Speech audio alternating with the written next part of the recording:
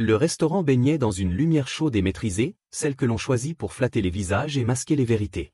Autour des tables, les conversations glissaient à voix basse, réglées comme une mécanique discrète où chacun savait jusqu'où parler et quand se taire. Au fond de la salle, un homme occupait toujours la même place, non par habitude mais par domination silencieuse, parce que tout, depuis cet angle précis, lui appartenait déjà. Les serveurs adaptaient instinctivement leurs gestes lorsqu'ils s'approchaient de lui, et les regards évitaient son visage sans jamais oublier sa présence. C'était un ordre ancien, solide, presque rassurant dans sa prévisibilité.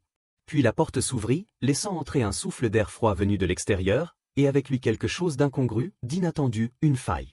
Une enfant se tenait là, seule, immobile, trop petite pour cet endroit, trop calme pour son âge. Sa robe était propre mais usée, ses chaussures portaient les marques d'un long trajet à pied, et pourtant elle avançait avec une détermination qui imposa le silence bien avant qu'on ne l'exige. Elle traversa la salle sans hésiter, sans regarder autour d'elle, comme si elle suivait une ligne invisible tracée à l'avance, ignorant les regards surpris, les mains prêtes à intervenir, les règles tacites qu'elle violait sans le savoir. Lorsqu'elle s'arrêta enfin, ce fut devant l'homme le plus dangereux de la pièce. Sans demander la permission, sans trembler, elle leva la main et agrippa le tissu de sa chemise, juste au-dessus de son cœur. Le geste était simple, presque enfantin, mais il suspendit le temps. Les conversations se figèrent, les verres restèrent en l'air, et même les hommes chargés de sa protection retinrent leurs mouvements, car l'homme n'avait pas donné d'ordre. Il regarda l'enfant longuement, non avec colère, mais avec une attention froide et méthodique, comme s'il évaluait une situation nouvelle dont les règles n'étaient pas encore écrites. Le visage de la fillette portait la fatigue des nuits sans sommeil et une gravité qui n'appartenait pas à son âge. Ce n'était pas une supplique, ni une provocation. C'était une nécessité. Sa voix, lorsqu'elle parla, fut claire malgré l'effort qu'elle demandait. Elle ne cria pas. Elle n'accusa pas avec emphase. Elle dit simplement que sa mère avait été frappée par l'un de ces hommes, et qu'elle ne pouvait plus rentrer chez elle. Les mots tombèrent lourdement, sans détour, et laissèrent derrière eux un vide oppressant. L'homme comprit immédiatement que l'enfant ne mentait pas. Il reconnut cette vérité brute, celle que l'on ne peut ni négocier ni effacer. Il lui demanda qui était sa mère, d'une voix étonnamment calme, non pour la défier mais pour comprendre l'ampleur de ce qui venait de se produire. La réponse fut précise, presque préparée, comme si la fillette avait répété ses informations en marchant, consciente que chaque détail comptait. Autour d'eux, le monde reprenait lentement son souffle, mais rien n'était plus pareil. Quelque chose venait de se fissurer dans l'ordre parfait de cette salle élégante. Ce n'était pas une menace extérieure, ni un rival ambitieux. C'était une enfant, et avec elle, une vérité qui obligeait le pouvoir à regarder ce qu'il prétendait ne jamais voir. Le silence qui suivit ne fut pas rompu par un éclat de voix ni par un geste brutal, mais par une série de décisions invisibles qui se mirent en place derrière un regard impassible. L'homme resta assis, immobile, tandis que l'enfant continuait de tenir sa chemise comme si ce contact était la seule chose qui la maintenait debout. Autour d'eux, les clients feignirent de reprendre leur dîner, mais leurs mouvements étaient mécaniques, privés de toute insouciance, car chacun sentait que quelque chose de grave venait d'être déclenché. Sans hausser la voix, l'homme fit un signe discret à l'un de ses proches, un geste presque imperceptible qui contenait pourtant une autorité absolue. Celui-ci se leva aussitôt et disparut par une porte latérale, emportant avec lui une question dont la réponse déterminerait la suite. Le temps s'étira, lourd et oppressant, rythmé seulement par la respiration de la fillette et le cliquetis nerveux découvert. L'homme observa alors l'enfant avec une attention nouvelle, notant la poussière sur ses chaussures, la sécheresse de ses lèvres, la tension dans ses épaules trop fines. Il poussa lentement un verre d'eau vers elle, non comme un ordre mais comme une évidence. Elle but sans lâcher prise, avec la soif de quelqu'un qui avait cherché longtemps, trop longtemps. Lorsqu'elle releva les yeux, quelque chose passa entre eux, une reconnaissance silencieuse, non de compassion, mais de détermination partagée. Lorsque son homme revint enfin, son visage trahissait une inquiétude qu'il tentait de masquer. Il murmura quelques phrases à l'oreille de son supérieur, des mots courts, précis, lourds de conséquences. Le regard de l'homme se durcit, non sous l'effet de la colère, mais d'une certitude glaciale. Ce qu'il entendait confirmait une trahison, une faute commise en son nom sans son consentement. L'un de ses gardes avait outrepassé les règles, utilisant la peur et la violence pour couvrir un intérêt personnel. À cet instant, l'enfant ne représentait plus seulement une victime collatérale, mais la preuve vivante que son autorité avait été détournée. Il posa alors une question simple, presque douce, demandant si la mère avait réellement vu quelque chose qui justifiait un tel acharnement. La réponse, négative, transforma l'injustice en offense personnelle. L'homme se leva enfin, lentement, et la fillette dut ajuster sa position sans lâcher son emprise. Il la regarda de haut, puis baissa légèrement la tête pour être à son niveau, comprenant qu'elle n'était pas venue mendier, mais exigeait que des actes suivent les paroles. Elle demanda à le conduire jusqu'à sa mère, avec une assurance fragile mais inflexible. Ce fut à ce moment précis que l'ordre établi se plia. Non sous la contrainte, mais par choix. Lorsqu'ils quittèrent le restaurant, l'air nocturne sembla plus dur, plus réel, comme si le monde extérieur refusait les illusions feutrées de l'intérieur. Les voitures noires apparurent sans bruit, les hommes se positionnèrent instinctivement, et l'enfant monta à l'arrière sans hésiter. Sur la route, la ville changea peu à peu de visage, laissant derrière elle les façades élégantes pour des zones plus brutes, plus honnêtes dans leur laideur. À la question de savoir comment elle l'avait trouvé, l'enfant répondit avec une logique simple et implacable, révélant des nuits d'attente et une patience que personne n'aurait prêtée à son âge. L'homme écouta en silence, conscient que chaque détail renforçait une évidence dérangeante. Ce qui avait été brisé ce soir-là n'était pas seulement une famille, mais une règle fondamentale de son propre monde. Les voitures s'arrêtèrent devant un bâtiment anonyme, mangé par l'ombre et le froid, dont la façade prétendait l'abandon sans jamais vraiment le convaincre. Ici, les murs gardaient les secrets mieux que les hommes, et l'air lui-même semblait chargé de résignation. Dès que la porte métallique se souleva dans un grincement prolongé, une odeur âcre envahit l'espace, mélange de poussière, d'huile et de peur ancienne. L'homme entra sans hésitation, son pas mesuré contrastant avec la tension qui s'épaississait à chaque mètre. La fillette le dépassa soudain, comme guidée par une urgence intérieure, et courut vers le fond où la lumière pendait, faible et tremblante. Sa voix fendit le silence lorsqu'elle appela sa mère, un mot unique, chargé de toutes les nuits d'angoisse et d'attente. Dans l'ombre, une silhouette bougea lentement, révélant une femme assise contre le mur, le corps marqué par des coups récents, le visage fatigué mais le regard intact. Malgré la douleur évidente, elle se redressa avec une dignité qui força le respect, comme si elle refusait de laisser la violence définir ce qu'elle était. Lorsque leurs regards se croisèrent, ni gratitude ni soulagement ne s'y lisaient, seulement une compréhension lucide de la situation, presque fataliste. L'enfant se jeta contre elle, s'agrippant comme pour vérifier que ce corps était bien réel, et la femme posa une main protectrice sur sa tête, retrouvant dans ce geste une force qu'on avait tenté de lui enlever. L'homme observa la scène en silence, mesurant chaque détail avec une précision implacable.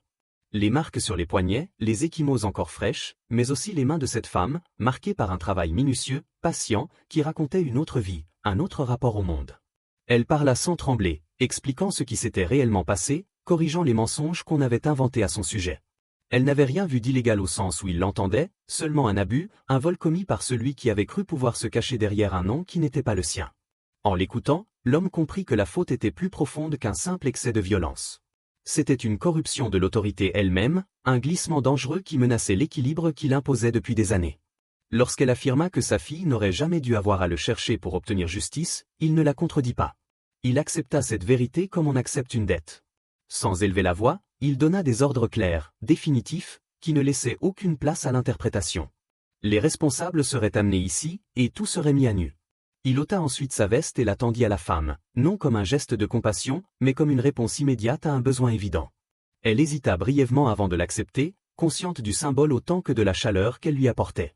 L'enfant observa la scène avec une attention grave, cherchant à comprendre ce que signifiaient ces gestes dans un monde qu'elle découvrait brutalement. Lorsqu'elle demanda ce qu'il adviendrait de l'homme qui avait frappé sa mère, la réponse fut simple, ferme, sans détails inutiles. Il y aurait des conséquences, mais ce n'était pas à elle d'en être témoin. Dans ce lieu froid et sans âme, quelque chose venait de changer. Ce n'était pas une rédemption, ni même une réparation complète, mais une ligne venait d'être tracée, et pour la première fois, elle ne reposait pas sur la peur, mais sur la responsabilité. Lorsque la mère et l'enfant quittèrent l'entrepôt, escortés sans ostentation, le lieu sembla se refermer sur lui-même, reprenant sa fonction première de silence et d'oubli. L'homme resta immobile, le regard fixé sur le sol de béton, tandis que les moteurs s'éloignaient et que le froid reprenait sa place. Ce n'était pas la scène qu'il venait de voir qui pesait le plus, mais ce qu'elle révélait sur la fragilité de l'ordre qu'il croyait maîtriser. Peu après, l'autre homme fut amené à l'intérieur, soutenu plus qu'il ne marchait, le visage déjà marqué par la certitude de ce qu'il attendait. Il n'y eut pas de cris, pas de spectacle. Seulement une confrontation froide, presque clinique. L'homme ne demanda pas pourquoi la violence avait eu lieu, mais comment quelqu'un avait pu croire qu'agir en son nom donnait le droit de briser une vie ordinaire. Chaque réponse maladroite, chaque tentative de justification ne faisait qu'aggraver la faute. Ce n'était pas une erreur opérationnelle, mais une usurpation, une trahison plus grave que le vol ou la désobéissance. Autour d'eux, les autres observaient en silence, comprenant que cette scène dépassait le cas individuel. Elle servait d'avertissement. Les décisions tombèrent sans emphase, lourdes et définitives, comme on tranche une branche malade pour empêcher la contamination. Lorsque tout fut terminé, il ne resta que le vide, un espace nettoyé de sa présence, mais chargé de ses conséquences. Les jours suivants, la ville reprit son rythme, mais sous la surface, quelque chose circulait. Les murmures se propageaient dans les cercles discrets où l'information valait plus que l'argent. On parlait d'une enfant entrée sans peur dans un lieu interdit, d'un chef qui avait choisi d'écouter au lieu de faire disparaître le problème. Pour certains, cela renforçait son autorité, preuve qu'il contrôlait suffisamment son monde pour imposer des limites. Pour d'autres, c'était une faiblesse, une fissure exploitable. Lui écoutait ses échos sans les commenter, ajustant ses décisions avec une prudence accrue. Les règles furent rappelées, les contrôles renforcés, mais aussi clarifiés, afin que plus personne ne puisse prétendre agir dans une zone grise. Un après-midi, alors que la lumière d'hiver entrait obliquement dans le restaurant, la femme revint seule. Elle se tenait droite, ses gestes mesurés, portant avec elle un objet enveloppé dans un tissu sombre. L'atmosphère changea subtilement à son approche, comme si le lieu reconnaissait encore la gravité de leur première rencontre. Elle posa l'objet devant lui et le découvrit lentement, révélant un archet restauré avec un soin minutieux, chaque détail témoignant de patience et de maîtrise. Elle expliqua qu'il lui avait été pris, non pour sa valeur réelle, mais par ignorance, et qu'il avait été retrouvé lors du nettoyage des erreurs passées. En le tenant entre ses mains, l'homme ressentit quelque chose d'inhabituel, une reconnaissance pour ce travail invisible qui redonne une fonction à ce qui semblait perdu. Elle ne venait pas réclamer une faveur ni exprimer une gratitude attendue. Elle voulait comprendre. Savoir si l'intervention qu'il avait ordonnée relevait d'un principe ou d'une exception. La question n'était pas posée frontalement, mais elle planait entre eux, lourde de sens. Il répondit avec honnêteté, admettant que les deux aspects coexistaient, que son monde était bâti sur des choix quotidiens, parfois justes, parfois aveugles. Elle écouta sans juger, consciente que les réponses simples n'existaient pas. Avant de partir, elle laissa l'archet entre ses mains, non comme un paiement, mais comme un rappel silencieux. Un objet réparé, rendu à son usage, porteur d'une idée troublante. Tout ne se remplace pas. Certaines choses exigent du temps, de l'attention, et une volonté de regarder les dégâts en face. Le temps s'écoula sans annoncer ces changements, comme il le fait toujours lorsqu'il agit en profondeur. Les semaines passèrent, puis les mois, et la vie reprit une forme de normalité qui n'était plus tout à fait la même. L'homme continua de fréquenter les mêmes lieux, de signer les mêmes accords, de parler au même visage, mais quelque chose s'était déplacé à l'intérieur, une ligne subtile entre ce qu'il tolérait par habitude et ce qu'il acceptait désormais de remettre en question. L'objet laissé sur sa table ne quitta pas son esprit. L'archet, simple en apparence, représentait un travail patient, invisible, à l'opposé de ses méthodes rapides et définitives. Un jour, presque par accident, il se retrouva devant l'atelier dont la femme avait parlé. La façade était modeste, sans prétention, et la porte peinte d'un vert discret contrastait avec l'agitation de la rue. À l'intérieur, l'odeur du bois et de la résine imposait un calme inattendu. Elle travaillait penchée sur un instrument ancien, ses gestes précis, attentifs, comme si chaque mouvement devait respecter une histoire qu'elle seule comprenait. Elle leva les yeux lorsqu'il entra, surprise sans être inquiète, consciente que sa présence n'était ni une menace ni une visite officielle. Il lui tendit l'archet sans cérémonie, avouant simplement qu'il ne savait pas ce qu'il était censé apprendre, mais qu'il était venu pour essayer. Elle ne sourit pas immédiatement. Elle lui expliqua que réparer ne signifiait pas effacer les traces du passé, mais comprendre les faiblesses, renforcer ce qui pouvait l'être, accepter que certaines cicatrices restent visibles. Il écouta, d'abord par politesse, puis avec un intérêt sincère qu'il n'avait pas prévu. Les heures passèrent sans qu'il s'en rende compte, rythmées par des explications simples, presque méditatives, sur la patience, l'écoute et la précision. Parfois, l'enfant apparaissait après l'école, s'installant dans un coin avec ses devoirs, observant cet homme étranger avec une curiosité tranquille. Il répondait à ses questions en choisissant soigneusement ses mots, découvrant l'effort nécessaire pour traduire son monde en quelque chose de compréhensible et inoffensif. Peu à peu, ses visites devinrent régulières, jamais annoncées, jamais imposées. Il ne cherchait pas à s'approprier cet espace, seulement à y exister autrement. Il comprit que ce lieu fonctionnait selon des règles différentes, où la force n'avait aucune utilité et où le temps n'était pas un ennemi à vaincre. Cette prise de conscience le dérangea autant qu'elle l'apaisa.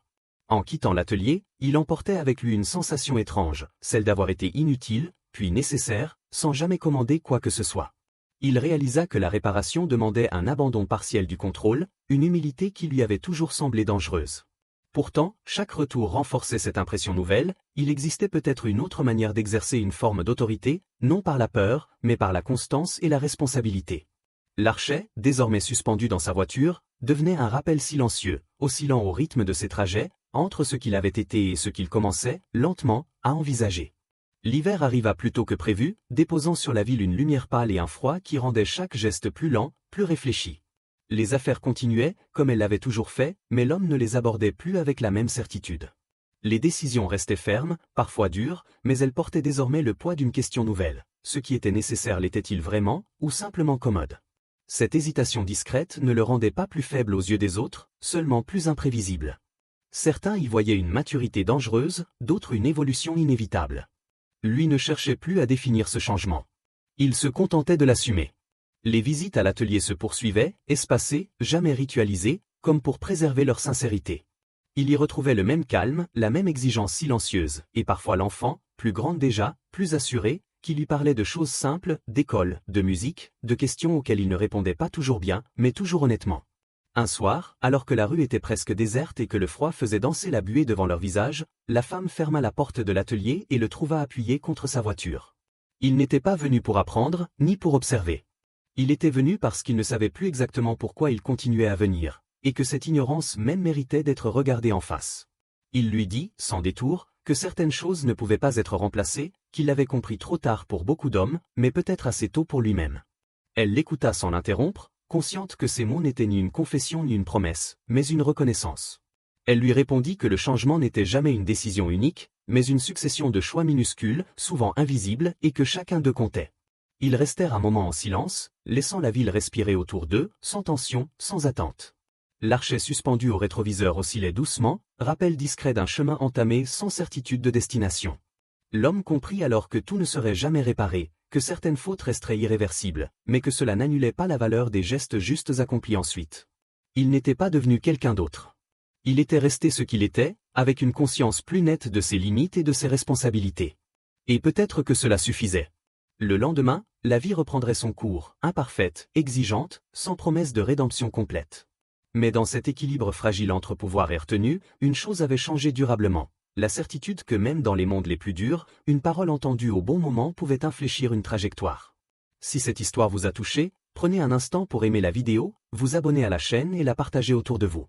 Votre soutien permet à ces récits de continuer à exister.